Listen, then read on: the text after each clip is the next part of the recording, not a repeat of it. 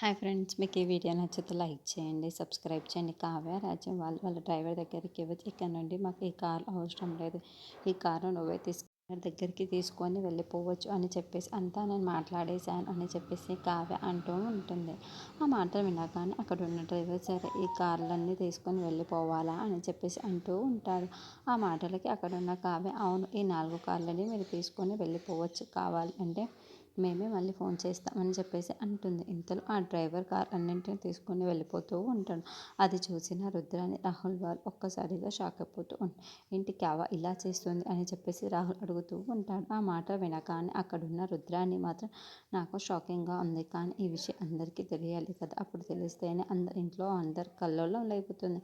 అప్పుడు ఈ కావ్యాన్ని ఇంట్లోనే కాదు కదా, ఎక్కడికి కూడా ఉండడానికి వీళ్ళు అది సదా ఇస్తుంది కదా, ఇప్పుడు ఎట్టి పరిస్థితుల్లోనూ ఇలా జరగడానికి వీళ్ళది. అందుకే ఈ విషయం మొత్తాన్ని తీసుకొని వెళ్ళి ఇంట్లో ఉన్న వాళ్ళందరికీ చెప్తాను, అప్పుడు ఏం జరుగుతుందో అప్పుడు ఈ కావ్యకే బుద్ధి వస్తుంది అని చెప్పేసి అనుకుంటుంది. ఇంతలో అక్కడున్న రాహుల్ని పదరా మనం వెళ్ళి ఎలాగైనా సరే ఇంట్లో ఉన్న వాళ్ళందరికీ ఈ విషయం చెప్పి కావ్యకి ఎలా బుద్ధి చెప్పాలో అలాగే బుద్ధి చెబుతామని చెప్పేసి అనుకుంటూ రాహుల్ని తీసుకొని లోపలికి వెళ్తూ ఉంటుంది.